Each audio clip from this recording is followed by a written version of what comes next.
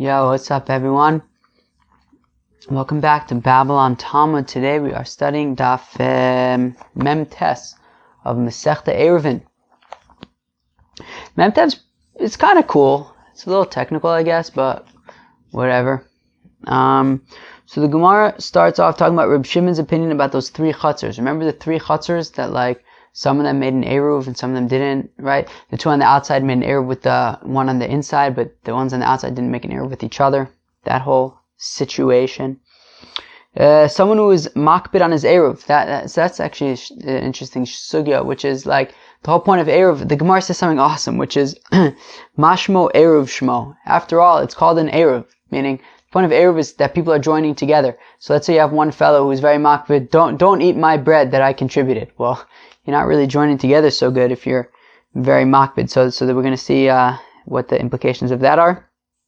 The mechanics of an ayruv. What are you accomplishing when you make an ayruv? What's the point? What are you trying to accomplish by coming together? And then being kona shvisa under a distant tree. That's interesting, right? Meaning, if when Shabbos comes in, you don't say like, I'm going to be kona shvisa here. What if you say I'm going to be kona shvisa a little bit further ahead? Can you do that? And then just Kilu, you're going to walk to that place, and it'll be like, now you're just walking part of the 2,000 amas until you get to that place, and you can continue walking 2,000 amas from that place where you want to be Kona Shvisa. Can you be Kona Shvisa and sort of like off in the distance, as long as it's within 2,000 amas? So all of these inyanim are going to be discussed on Daf Mem Tes of Masechta Ayruvin. Chevra, we find ourselves on Daf Mem Ches Amud Beis, 2, 4, 5 lines from the bottom. Amr of Yehuda, Amarav, Zodivei Reb Shimon, Ava Chachamim Omrim, Rishus Achas, Mishameshes, L'shtei Rishuyos, Avalo Shtei Rishuyos, Mishamshus, Rishus Achas. You guys got that? Good, let's go weiter. Okay, let's read that again. Amr of Yehuda, Amarav. So it says of Yehuda, Amarav, Zodivei Reb Shimon. This is the opinion of Reb Shimon. What's the opinion of Reb Shimon? That he said, who could tell me what he said? Who remembers? You have three hatzers. They're one next to the other, right? So you have chatzer A, chatzer B, and chatzer C. Now, each one has their own exit to Rishus HaYachid, like Rishus HaRabim. They're not dependent on each other. They're three completely distinct chatzeres, okay? And they have doorways that go in between them. So they're open to one another, okay? Now, they all made their own Ayruvei chatzeros within their own chatzer, so they can carry in their own chatzer. But as things stand, you cannot carry between Chatzer A and Chatzer B, and between Chatzer B and Chatzer C, etc. You can't carry between them because they're different Rishus HaYachids. We know you can't carry from one Rishus HaYachid to another one if they're owned by different people. So what they do, and now what happens in this case, is that Rishus A, or Chatzer A, made an ayruv with Chatzer B, and Chatzer C also made an ayruv with Chatzer B. But Chatzer A and Chatzer C did not make an ayruv with each other. So Reb Shimon says that Chatzer B is allowed to carry between itself as well as Chatzer A and Chatzer C. However, Chatzers A and C would be unable to carry between one and the other, right? Between each other because they didn't make an ayruv with each other, but they can carry each between, with Chatzer B because they made an ayruv with Chatzer B. So, says Rav, now this is Reb Shimon's opinion, V'chachamim omrim, Rishus Achas Mishameshes L'shtei Rishuyos, that you can have a situation where one Rishus, i.e. Rishus B, is going to be sort of usable for two Rishuyos, i.e. A and C. Let's keep on reading for a second. Avalo Shtei Rishuyos Mishamshos L'Rishus Achas. But you can't have two Rishuyos that are, usable for one Rishus. Meaning, Rishus A, so what the Chachamim are saying is that in this case, where Chatzer A and Chatzer C each made an ayruv with Chatzer B, but not with each other, so the Chachamim say that Chatzers A and C would be allowed to carry into Chatzer B, because you can have a situation where one Chatzer, i.e. Chatzer B, is usable by two different Rishuyos, i.e. A and C. However, you can't have a situation where Chatzer B is able to use both Chatzer A and Chatzer C. How come that is? Well, because what's an ayruv? An ayruv is coming together, is joining together. Well, Chatzer C never made an ayruv with Chatzer A. So when Chatzer B joins together with Chatzer C, well, they're becoming one. They're mamish becoming one. Now, Chatzer C never made an ayruv with Chatzer A. So therefore, when B comes together with C, Mimela is now not going to be allowed to carry into Chatzer A anymore because it's part of C now, and C never didn't make an ayruv with Chatzer A. And then when Chatzer B makes an ayruv with Chatzer A, the same thing happens. Well, Chatzer B is now part of Chatzer A, and Chatzer A didn't make an ayruv with Chatzer C, so therefore you can't carry in Chatzer C. So by B joining together with C, it cannot carry in Chatzer A. And by B joining together with A, it can no longer carry in Chatzer C. So basically, it can't carry in either one of those two. So says the Chachamim that in this case, Chatzers A and C would be allowed to carry into B, but B would not be allowed to carry into A or C. Okay, but Reb Shimon says that Chatzer B can carry into A and C, and A and C can carry into B, just not into each other. Now, Says Rav Yehuda. Rav Yehuda continues. That was Rav Yehuda in the name of Rav, and he continues. Kamrisa Kame de Shmuel. Rav Yehuda, of course, was a student of both Rav and Shmuel. So when Rav Yehuda said this in front of Shmuel, Amrli, Shmuel said, actually, Avzo Divrei Reb Shimon. The opinion that you're saying in the name of the Chachamim, that Chatzers A and C can carry into B, but B can carry into neither. It can only carry within B, i.e. within its own Chatzer. It cannot, with its own Rishus, it can't carry into A or C. So, Shmuel said, actually, Reb Shimon agrees with that. That's Reb Shimon's opinion as well. The Chachamim say that actually, in this case, nobody can carry into any other rishuyos unless they all made an ayruv together and they all made ayruvs with each other. Well, then nobody can carry between any of the rishuyos. Okay, fine. That's the Chacham's opinion. Tanikavase de Rav Yehuda aliba de Shmuel, and we have a brisa supporting what Rav Yehuda is saying in the name of Shmuel, that even Reb Shimon would say that Chatzer B is not allowed to carry into A or C. Okay, what's his brisa? Amr Reb Shimon hat gesagt, Lema davar dome, what is this setup, this situation similar to? L'shalish chatzeres hapsuches olazo, to three courtyards that are open into one another, upsuches l'rishus harabim, and each one has its own exit into rishus harabim. Ervu shtayim im o emtzais, if the two outer ones made an eruv with the middle one, so you can take food from a house in Chatzer C and bring it into Chatzer B and eat it there. And you can also take some food from one of the houses. Somebody who lives in Chatzer A could also take some food from his house, bring it to Chatzer B and eat there. The guy from Chatzer C who had taken some food into Chatzer B and is eating it there, he can take it back to his house in Chatzer C. And the guy who lives in Chatzer A, who took some food into Chatzer B, he can also bring it back home. I.e., what do we see? We see that Chatzers A and C are able to carry between, to Chatzer B and back. However, what do we also see? We see that this brisa says absolutely nothing about what Chatzer B is allowed to do. That's because Chatzer B is not allowed to do anything except carry within itself. It cannot carry between, A and C. So we see that, and that's Reb Shimon's opinion, right? There's Reb Shimon talking. So we see that Reb Shimon's opinion is like Shmuel says, which is that Chatzers A and C can carry into B, but Chatzer B cannot carry into A nor C. Aval Chachamim Omrim, continues the brayse, that the Chachamim say Shlosh Tanasuris, that all three would be asur. So this brayse is exactly like what Shmuel is saying. Vaz the Shmuel Taime, and Shmuel goes according to his reasoning. Okay, let's go weiter. Erva im shneim. Right, now just to point out, so remember we saw the other day that when you have a machlokas by Hilchos Ayruvin, so we go like the more lenient opinion. So here also we see that basically Shmuel is saying a halacha, and Mistama the halacha is going to be like the lenient opinion. Who's the lenient opinion here? Shmuel. The lenient opinion is Reb Shimon. So we see that Shmuel in his ruling, which obviously is going to be like the lenient opinion, because we always go like the lenient opinion by Ayruvin, he's saying exactly like he says in the name of Reb Shimon. So va'az the Shmuel the time, so Shmuel is consistent with his reasoning. The Amar Shmuel, that Shmuel said, Chatzer shebein shtei mevoos. Yoicks. Okay, not that hard, but you got a hot cup.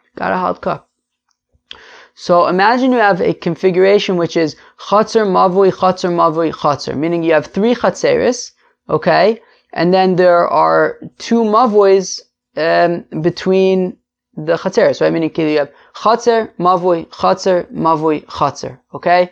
So you have one chatzer that's in the middle that basically kind of shares the mavui with the 2 outer ones. So if you basically, again, you have a situation of chatzer A, B, and C, and between each of them is a mavui. So you have chatzer A, then a mavui, and then chatzer B, and then a mavui, and then chatzer C. So chatzer B, sort of on both sides, is sharing a chatzer with a mavui with another chatzer. Okay, so basically, in order to carry, they're all gonna have to make shitufei mevos, right? So let's say chatzer A made an ayruv within itself, so meaning it made an ayruv chatzeros within its own chatzer, but it's not going to be able to carry into the mavui because it's shared with chatzer B as well.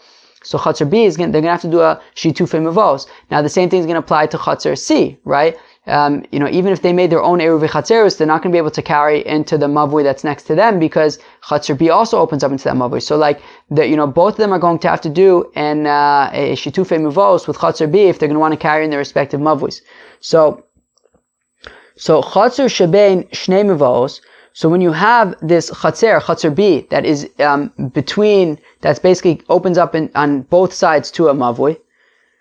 So erva im shneim. So if so chatzers A and B and C, they all did their own ayruv chatzeres, and then they also did a shitufei mevos with chatzer B. So basically, So basically, it's kind of similar to our case of when you have, not with a mavui, but when you have chatzer A made an ayruv with chatzer B and chatzer C made an ayruv with chatzer B. So here also you have basically chatzer A made a shitufei mevos with chatzer B, and also chatzer C made a shitufei mevos. Shitufei mevos, of course, is just, as Rashi said already in Masechta Shabbos, that ayruv, when it comes to mavui, is called shitufei mevos, right? So it's basically the same thing. I assume that the ayruv here is talking about shitufei mevos, that they're basically making an ayruv for a mavui. So if chatzer B made an ayruv with both chatzer A and chatzer C in the mavui, so erva im shneim, if chatzer B made an ayruv with both A and C, asura im shneim, well then chatzer B is not going to be allowed to carry into into the mavui, right? Meaning, because it's not going to work for B, because as we saw, that basically when you have chatzer B that makes an ayruv with A and C, so A and C are able to carry into chatzer B, but B cannot carry into chatzer A or C. So the same thing over here. So the ayruv is going to work for chatzer A and for chatzer C, so they're going to be able to carry in the mavui, but chatzer B is going to be stuck. Lo erva im shneim, if chatzer B made an ayruv with neither one of them, okay, so it could be even that they all made their own ayruvs for themselves, right? Meaning, so that you can carry in chatzer A, you could carry in chatzer B, and you can carry in chatzer C, but you wouldn't be able to carry in the mavui because you didn't make any ayruv, nobody made an ayruv together in the mavui. Well then, oseres al shnein, well now nobody can carry in the mavui because for chatzer A, they can't carry in the mavui because chatzer B also shares the mavui with them, and chatzer C can't carry in their mavui because chatzer B also shares the mavui with them. So the fact that nobody made an ayruv with chatzer B means that nobody can carry in the mavuis anymore. Haisa be'echad regila uve'echad eina regila. So now what if? So technically speaking, there is an entranceway for chatzer B to go into, to kind of exit from the chatzar into either mavui. But the fact of the matter is that the residents of chatzar B, generally speaking, let's say, use the mavui that's connected to chatzar C. They don't really use the mavui that's connected to chatzar A. Well, if that's the case, so I said be'echad regila uve'echad ein regila. If chatzar B would generally use one of the mavuis and not the other, so zeshe regila bo os asur, v'zeshe ein regila bo mutter. Well then, if that's the case, we really only take into account the mavui that chatzar B generally uses. So therefore, we'll treat it at that the mavui between Chatzer B and Chatzer C in my example that I gave. So that's the mavui that really Chatzer B is connected with, and Chatzer B and Chatzer C are going to have to make an ayruv together if they want to be able to carry in the mavui. But the fact of the matter is that Chatzer B doesn't really use the Chatzer that is next to Chatzer A, and therefore we can treat it that that Chatzer B really doesn't have a connection to the mavui by Chatzer A, and Chatzer A would be able to use that mavui even though they did not make an ayruv with Chatzer B. Amar Rabba bar Rafuna, says Rabba bar Rafuna, erva im she'ena regila bo. Now what if for whatever reason Chatzer B made an ayruv with Chatzer A? Even though it usually uses the mavui that's next to Chatzer C, but the fact that Chatzer B made an ayruv with Chatzer A shows that their intention was davka to be making an ayruv with Chatzer A, and therefore we could treat it. They're not going to make it cause problems for Chatzer C to be able to carry in the mavui, and Chatzer C can carry in the mavui even without making an ayruv with Chatzer B, since Chatzer B specifically made an ayruv with Chatzer A. So they're no longer connected at all to Chatzer C. So erva. So Amar Rabba bar Rafuna, I'm going to repeat that. Erva im she'ena regila bo. If for whatever reason Chatzer B made an ayruv with Chatzer A, huter regila la'atzmo. Well then, Chatzer C scores, and Chatzer C would be allowed to carry in the mavui even without making an ayruv with Chatzer B. V'amar Rabba bar Rafuna, Amar Shmuel, it says Rabba bar Rafuna in the name of Shmuel, im erev ragil le'atzmo, v'zeh she'ena regila bo, lo erev v'hi atzma lo erva, dochin osa etzel she'ena regila bo, chugon zeh kofen amidas tom. This is very interesting. So now again, if Chatzer B, generally speaking, uses the mavui that's next to Chatzer C, okay? So we said that Chatzer B is going to, if Chatzer B and C did not make an ayruv together, well then Chatzer C is not going to be able to carry in the mavui anymore. But what if Chatzer C made an ayruv with themselves, meaning they made an ayruv with Chatzeros within Chatzer C, and the people in Chatzer C would be allowed to carry in their Chatzer. Now, Chatzer, and they also want to be able to carry in the mavui, but they didn't make an ayruv with Chatzer B. Now, Chatzer B didn't even make their own ayruv, so nobody in Chatzer B is even able to carry anything out of their house. And the same thing in Chatzer A. Nobody in Chatzer A made an ayruv either. Chatzer A didn't make an ayruv either. Nobody in Chatzer A is allowed to take anything out of their house. Well, even though Chatzer B generally would use the mavui that's between them and Chatzer C, however, in this case, where Chatzer C is the only one who got their act together and made an ayruv, and they also want to be able to carry in the mavui, we say, you know what? Chatzer B, Chatzer, basically, they don't lose out. We're not going to say that Chatzer B is now going to prevent the people in Chatzer C from carrying the mavui, because we could just say, look, Chatzer B didn't make an ayruv, Chatzer A didn't make an ayruv, let's just consider that they are connected, and they're not allowed to carry in their mavui, but don't have Chatzer B cause problems for Chatzer C, who did make an ayruv. So in that case, we'll just say, you know what, we'll treat it as if Chatzer B is connected with the mavui that's next to Chatzer A, and say that, Chatzer B and Chatzer A are not allowed to carry, obviously not in the Chatzer, and certainly not in the mavui either, because they didn't make any ayrovs, but the people in Chatzer C would be allowed to carry in their Chatzer and also in the mavui, and we're not going to say that Chatzer B is going to cause problems for Chatzer C and their mavui. And we say that that's Chugonzeh Kofen al Midas Stom. We force a situation for Midas Stom. What's Midas Stom? Midas Stom is Shali Shali, right? What's mine is mine. Meaning, if we would say that Chatzer B is now going to prevent Chatzer C from carrying in their mavui, it would be like, that's such a, not nice thing to do. Like Chatzer B, they didn't make an ayruv anyways, right? So why should, and neither did Chatzer A. And if we could just say that, Chatzer A and Chatzer B, they're their own, unit, and they can't carry at all, and by doing that we can allow Chatzer C to carry, well then, why not do that? I think we're done with Chatzers A, B, and C for now, but we're not done with Ayruvin Chatzeros though. Amar Rav Yehuda Amar Shmuel, says Rav Yehuda in the name of Shmuel, Hamakpid al Ayruvo in Ayruvo Erev. If somebody's makpid on his Erev, what does that mean? It means that if, what's an Erev? So let's say you have a Chatzer with 5 houses in it. So you're not allowed to carry in the Chatzer, right? Unless you make an Ayruvin Chatzeros. What's an Ayruvin Chatzeros? So everybody in the Chatzer takes some bread, and they put it in one person's house. So there's 5 houses in the chatzer. All 5 houses take a loaf of bread, and they all put their bread in one of the houses.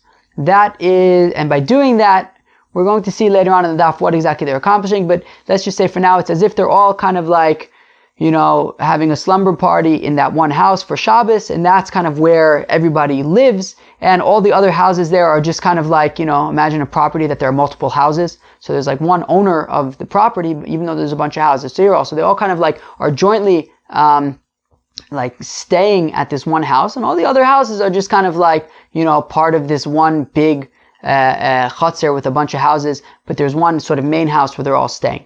Now, if one person is going to say, I don't want anybody else eating my bread for whatever reason, well, then he's not really being very much of a team player. He's not, he's kind of making it clear that he's not really interested in joining together with everybody else and being together with everybody else. So that's gonna cause problems for the ayruv according to Shmuel, right? Because as Shmuel says, mashmo ayruv Shmuel. He says, look, the fact of the matter is we call it a joining together. Ayruv means to join together.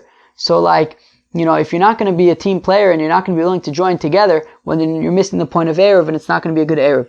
Rav Chanina had gesagt, ayruv or ayruv. Rav Chanina says, look, at the end of the day, the ayruv is going to work. You all took bread, you contributed, you contributed, and you put it in somebody's house. It's going to work.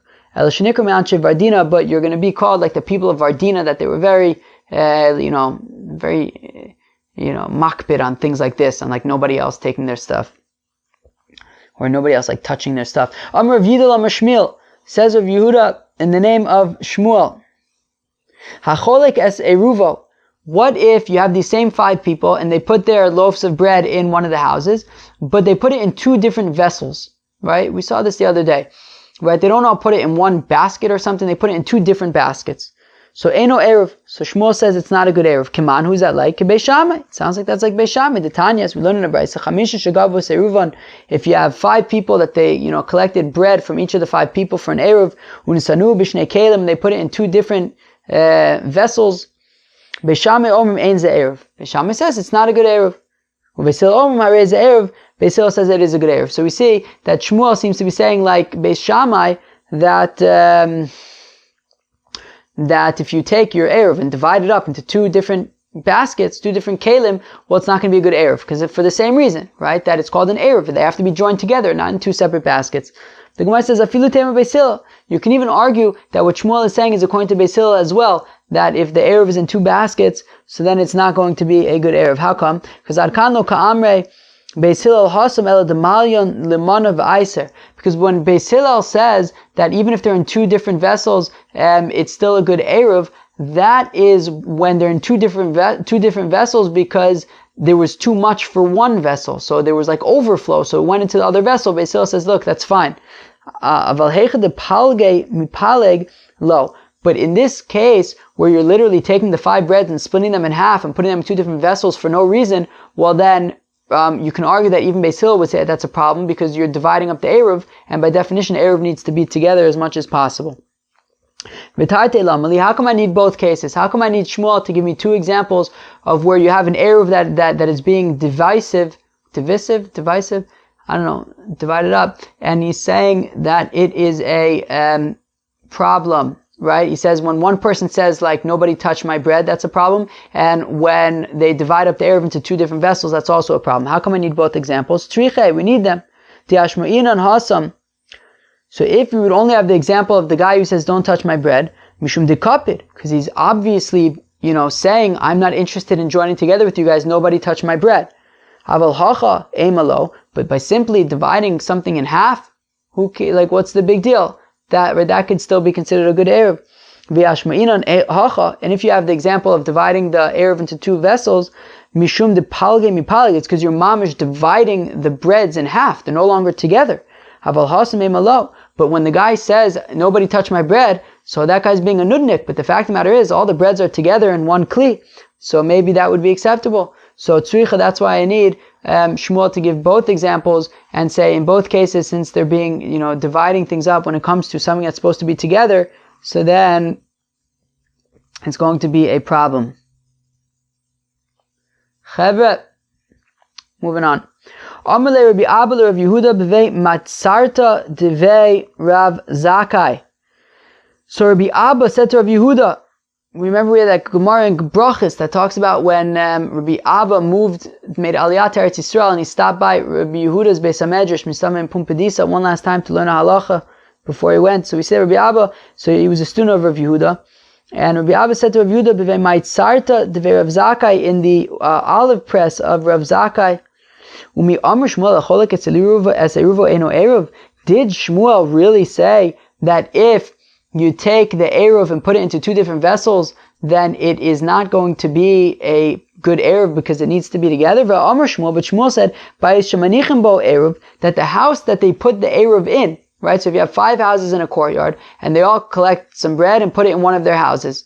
So the person who owns the house, eino tzarich litein es hapas, that the house in which they put the bread, the owner of the house does not need to have a loaf of bread. So if you have 5 houses in the chatzer, so you collect a loaf of bread from 4 of the houses, you put it in the 5th house, the person who lives in the 5th house doesn't actually need to contribute a loaf of bread.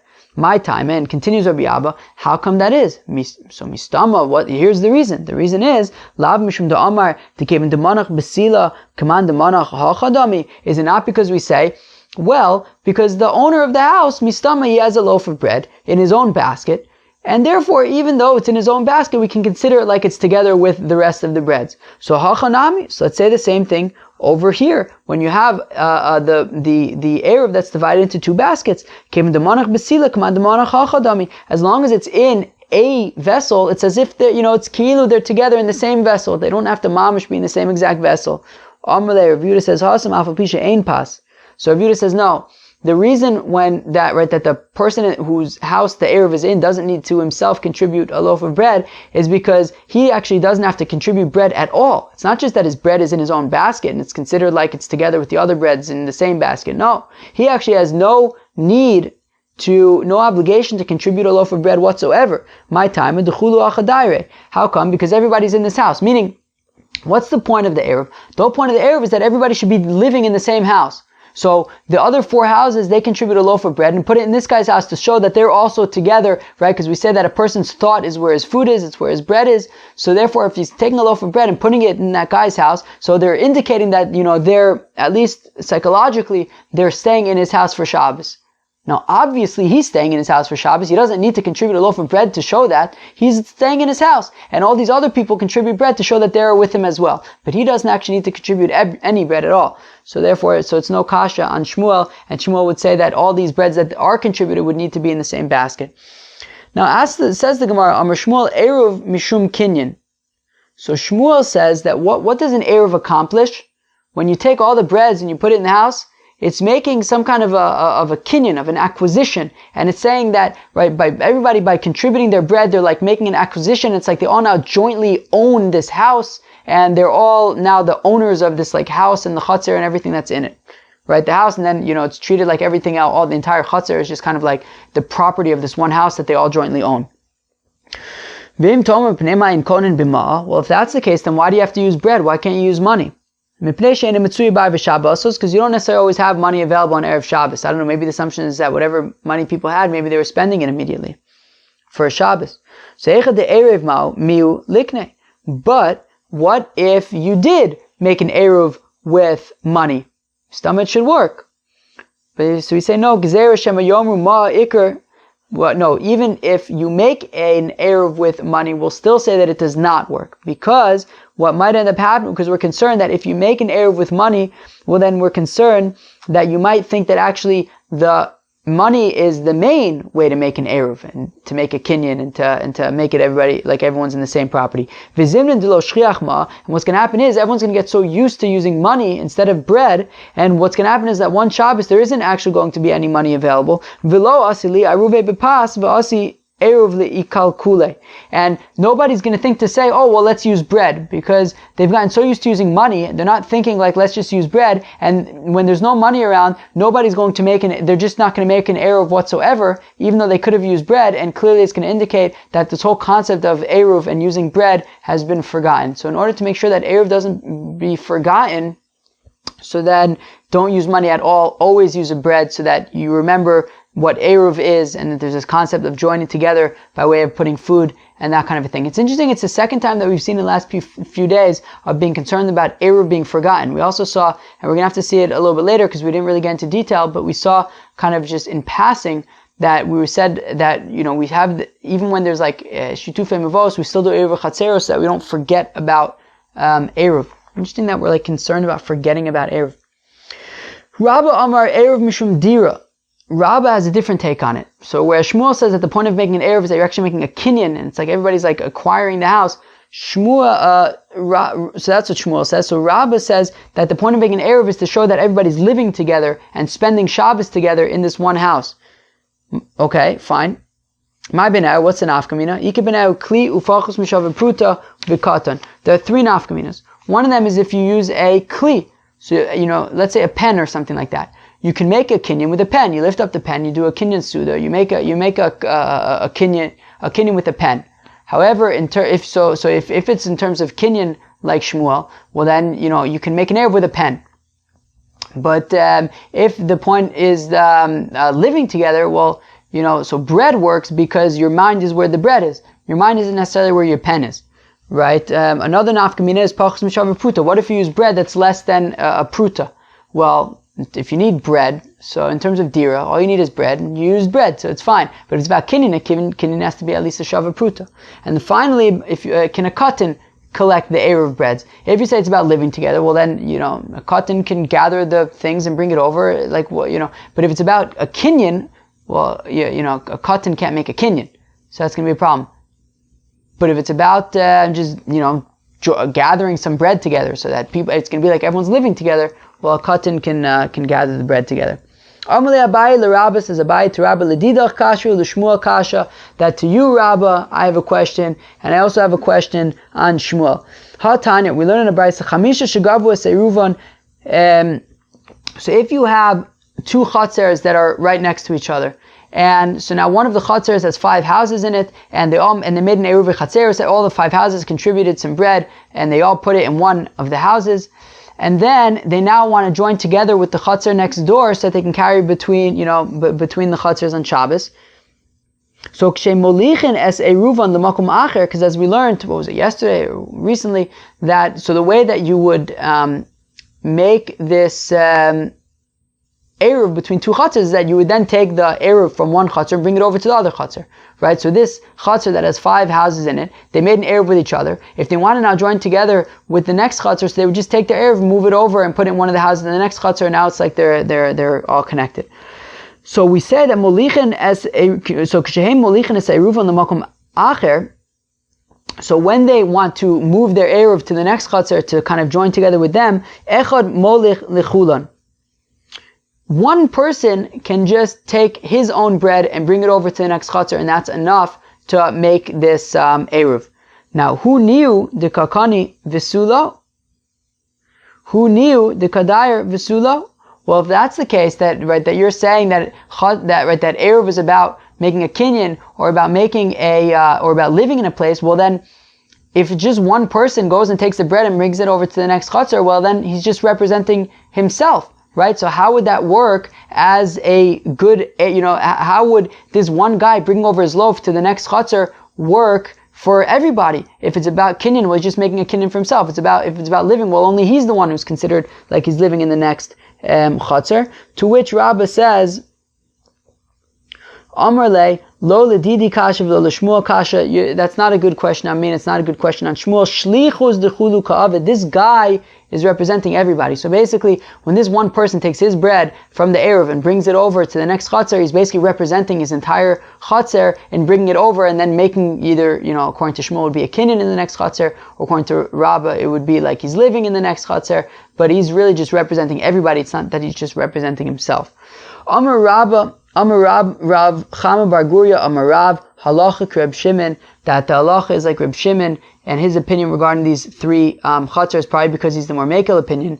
And what's interesting is that it's Amar Rav Chama Bar Guria in the name of Rav, right? So Rav was of the opinion, was the initial way that we understood Reb Shimon's statement about the 3 chatzers, which was that if the A and C make a ayruv with B, so then B can carry between both A and C can carry into B, just not from A to C.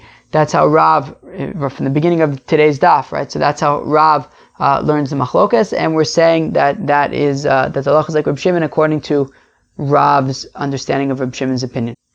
All right, new Mishnah. Misha Baba Derech. If you have a fellow who's traveling, and then it got dark and it's going to be Shabbos now. And he knows that up ahead there is a tree or some kind of a fence. And he says, Shvisasi tachtav. I'm going to spend Shabbos under this tree. Lo Amar Klum, he said absolutely nothing, and in the Gemara we're going to talk about what that means. Shvisasi bi'ikaro, but if he said something different, which is, I want to make my shvisa, I want to be kona shvisa by the trunk of the tree, well then, as long as between where he is right now and the trunk of the tree, there is 2,000 or less amas, he can walk there, and that's where he will be for Shabbos. And if after the trunk of the tree to his house there's 2,000 amas, well then he can walk straight home from where he is now, 4,000 amas to his home. So as long as he says, I know that there's a tree up ahead, and the trunk of the tree is 2,000 amas from where I am. I'm going to be kona shvisa by the trunk of the tree, and he also knows that it's another 2,000 amas until his house. Well, then he can amas just be kona shvisa by the trunk of the tree, and he's going to walk 2,000 amas to the trunk of the tree, continue walking another 2,000 amas to his house, and he could spend Shabbos at home. If he doesn't know that there's a tree coming up, or he doesn't know that he doesn't know halacha so good, so he doesn't know that he's capable of making such a stipulation. And he said instead, look, I'm just going to accept Shabbos where I am right now. So well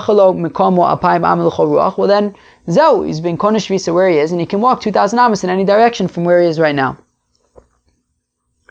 Agulos divrei Reb Chanina ben Antigonus. So Reb Chanina ben Antigonus says that 2,000 amas that we're talking about is 2,000 amas in any direction, meaning we view it as if he's standing in the middle of a circle whose radius is 2,000 amas and whose diameter is 4,000 amas. I.e., you can walk from where you are in any direction 2,000 amas. So the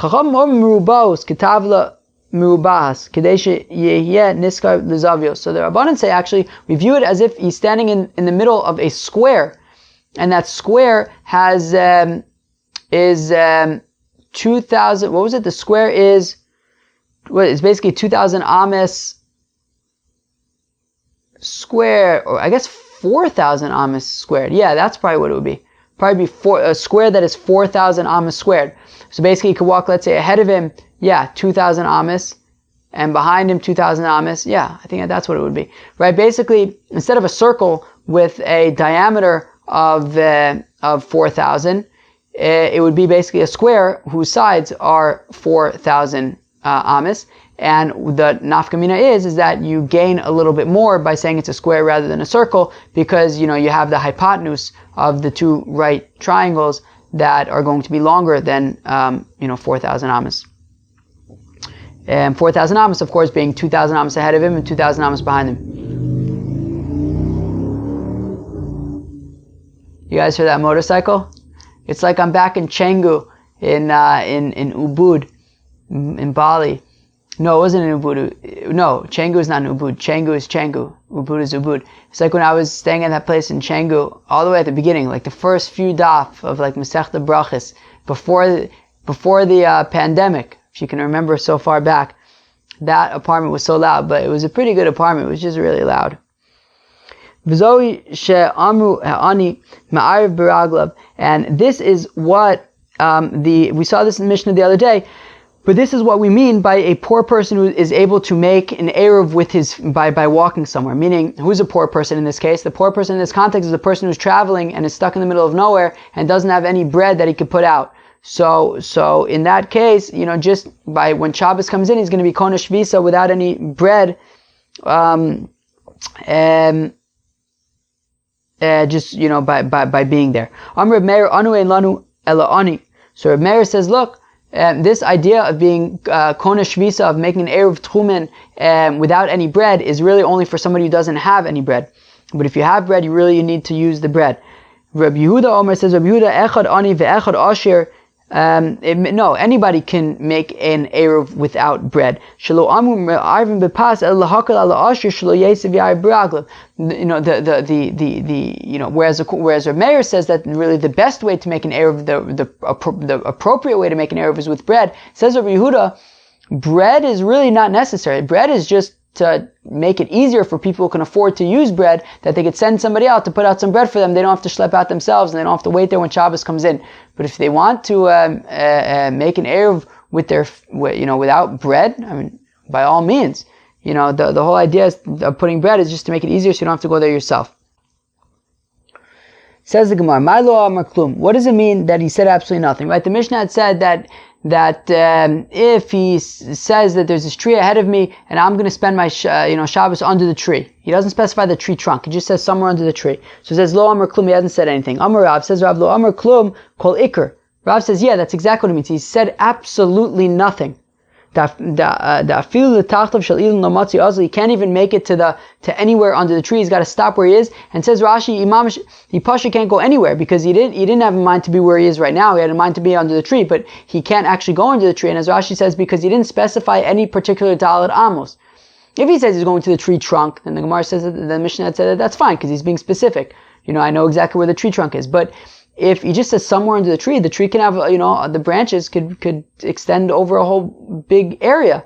And he didn't specify any particular dalet amos. Therefore, he can't go until the tree because he didn't specify where under the tree. And he also didn't intend to be where he is right now. So he's mamish not konesh visa anywhere, and he mamish can't move. That sounds rough. Shmuel Amar says, Shmuel lo amar klum leveso. Shmuel says, no, he can't go all the way to his house. Because remember, we're talking about where his house was 2,000 amos away from the tree trunk. So now, theoretically, if he said, let's say the tree trunk, and the tree trunk is within 2,000 amos of where he is right now, so he can walk, so he can be konesh shvisa by the tree trunk, and then continue walking 2,000 amos to his house. But says Shmuel, what it means is lo amar klum in this case, when he says that he just wants to be under the tree, but not anywhere specific under the tree, it means that he's not going to be able to go home. Lo amar klum leveso, he's not going to be able to go all the way home.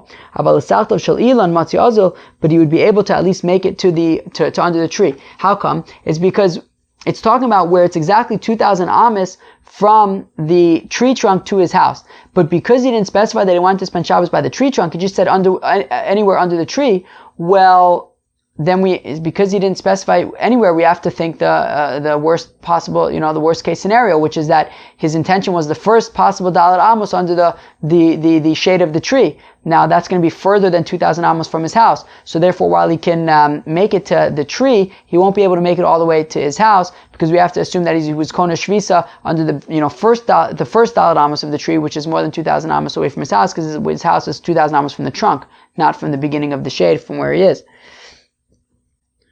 Vinasa tachtav shel ilan chamar gamal, and then under the tree becomes like the situation of the camel when the guy's trying to escort a camel and a donkey, and they're both pulling him in two different directions. So basically, since he didn't specify where under the tree he wants to, he intends to be spending Shabbos, so therefore you have to kind of like both ends of the tree are pulling him in either direction. So meaning, for example, if he's trying to figure out how far away his house is from this tree, so then he's going to want to, let's say, start measuring from the part of the tree that's closest to his house. But we have to, but the part of the tree that's further from his house is kind of pulling in that direction, and say, no, you have to start from measuring from there, from the further area, because since he didn't specify where, we have to take the more extreme one into account. And if he wants to, let's say, turn around and walk 2,000 amos from where he came from and see how far he can walk in that direction, we have to say, wait, you have to start measuring from like the other side of the tree and being pulled in that direction. Basically, the area under the tree is pulling him in both directions to say that you have to take the larger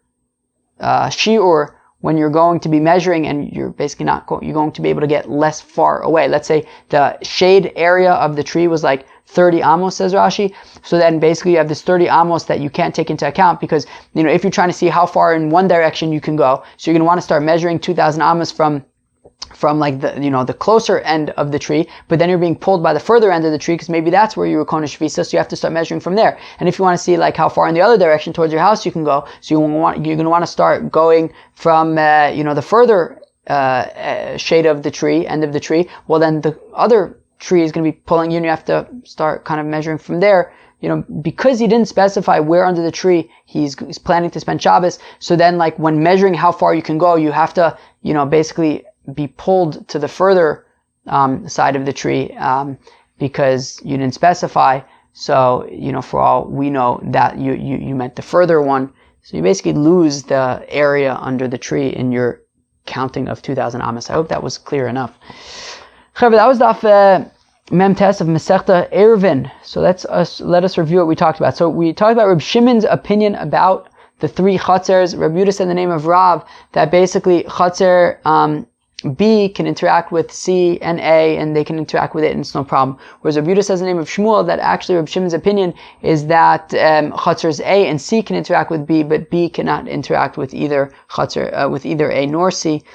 Someone who is makbid on his ayruv, right? We said that if somebody contributes to the ayruv, but says, nobody touch my loaf of bread, so Rav Yehuda says in the name of Shmuel that that's a problem, and it will be a pasul ayruv. Rav Chanina said that it is okay, but you're called like one of these makbid vardima people. We talked about the mechanics of an ayruv. Why does an ayruv actually work? Shmuel says that you're making a kinyan, that it's like everybody jointly owns this house, whereas Rabbah says no, it's like everybody's living together. No, not whoever owns the house, but they're all spending Shabbos together in the same place. Then we talk about being kona shvisa under a distant tree. So if you say I want to be under this tree, but not particularly under the trunk of the tree, so Rav says, well, you pasha can't move from where you are. You screwed it up. Shmuel says that you could walk until the tree, but you're going to be unable to continue walking past the tree to get to your house because we have to take sort of the more extreme part of the tree into consideration and be nervous, say that you're not going to suffice to get 2,000 amas to your house because you have to start measuring from the further part of the tree. Chevre, that was Daf Mem Tes. Hope you enjoyed. Peace.